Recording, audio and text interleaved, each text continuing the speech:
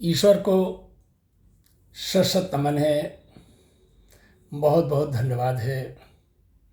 आज 1 अक्टूबर 2021 का दिन है और शुक्रवार है। हमारे बड़े दामाद अरुण सिंह जी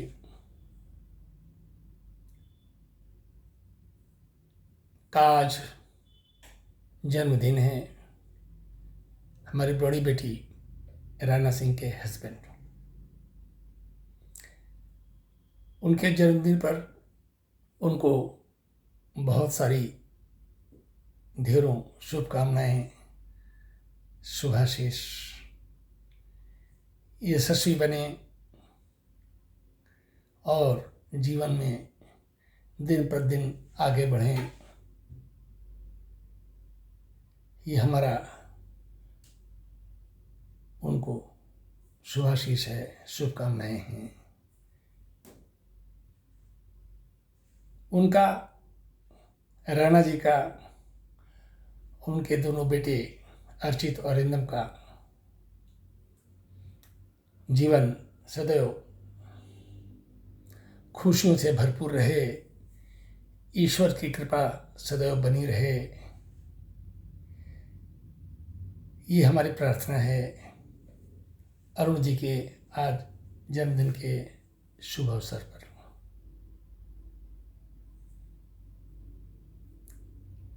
अरुण जी से हमारी वीडियो कॉल पर बात भी हुई। हमने उनको शुभकामनाएं और संदेश भी दिए। उनके व्हाट्सएप पर और फेसबुक पर भी हमने उनको अपना आशीर्वाद और शुभकामनाएं दी।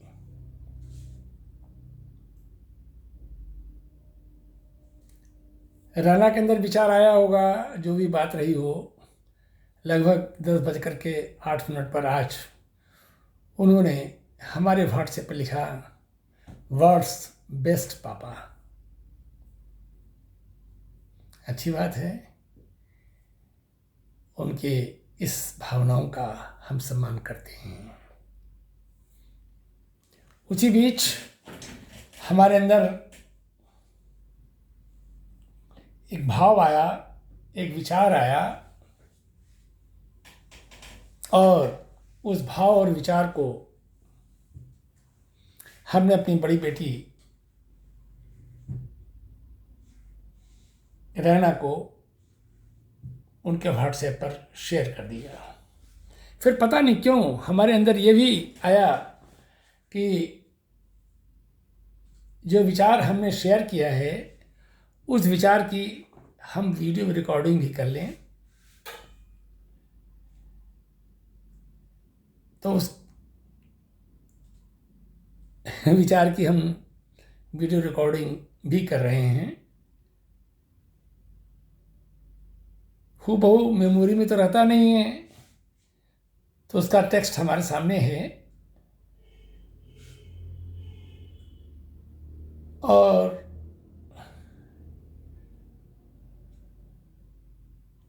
जो भी कहिए, जैसे भी समझिए,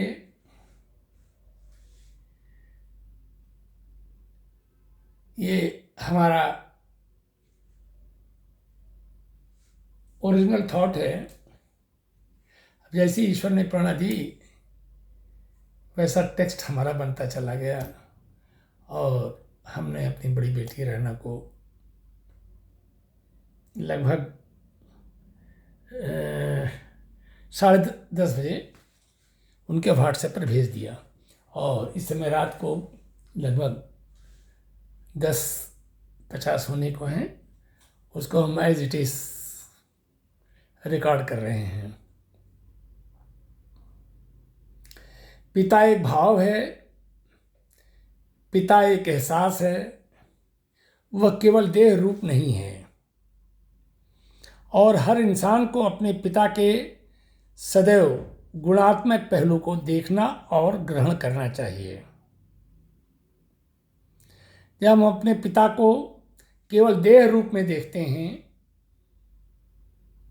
तो हमारे अपने माता पिता के साथ भौतिकता पर आधारित सोच, व्यवहार और संबंध होंगे, जबकि ये संबंध ईश्वरीय और आध्यात्मिक व्यवस्था के तहत आते हैं। ये हमारी अपनी सोच है, अपने विचार हैं। हमारे माता पिता हमारे सृजनकर्ता हैं। हमारे माता पिता हमारे सृजनकर्ता हैं, जैसे ईश्वर पूरे ब्रह्मांड का सृजनकर्ता होता है। ये हमारे अंदर की सोच है, हमारा विचार है, या जो भी कह लीजिए, जैसा भी समझ लीजिए। हर आदमी अपने सोच, संस्कार और प्रारब्ध के अनुसार कोई भी बात लेता है।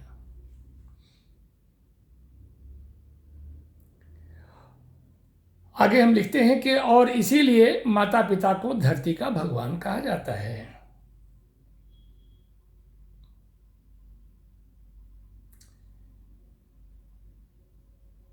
माता पिता को धरती का भगवान कहा जाता है। मातृदेवो भव, पितृदेवो भव, आचार्य देवो भव, ऐसी बात हम लोग मानते हैं। 2-4 लाइन और है, उसको भी पढ़ देते हैं। जब कोई ईश्वर की भक्ति करता है, उसमें तल्लीन हो जाता है, या कोई संत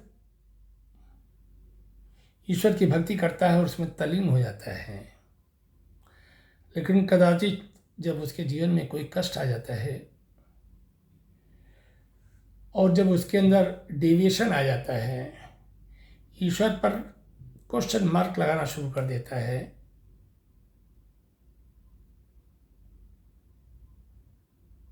क्योंकि ईश्वर तो क्वेश्चन से परे है। वो तो हर समस्याओं का समाधान है, वो तो हर प्रश्नों का उत्तर है। तो उससे कैसा प्रश्न? वो तो समाधान करता है। जो रचयिता है वही तो समाधान करता है। तो उससे किस बात का प्रश्न? गुरु से किस बात का प्रश्न? गुरु ने तो हमको ज्ञान का दीपक दिया है, हमारे जीवन को प्रकाशित किया है। तो गुरु से और ईश्वर से प्रश्न यदि हमारे दिल, दिमाग, आत्मा में आता है, तो इसका मतलब है कि हमारे भक्ति में, हमारे संतत्व में, हमारी पूजा में, या हमारे मन की पवित्रता में, या हमारे ज्ञान में, या हमारे आध्यात्मिक सोच में, या हमारे आध्यात्मिक ऊंचाई में अभी कमी है। हमें अभी साधना की और ज़रूरत है। हमें अभी अपना परिमार्जन और अधिक करना है। तो प्रश्न कुछ लोगों से नहीं किए जाते हैं, क्योंकि उनका ईश्वरीय स्वरूप होता है, उनका गुरु का स्वरूप होता है। रामचरितमानस में है कि मातु पिता और गुरु की बानी, मातु पिता और गुरु की बानी, बिना ही विचार करें शुभ जानी। ये माना गया है कि माता पिता और गुरु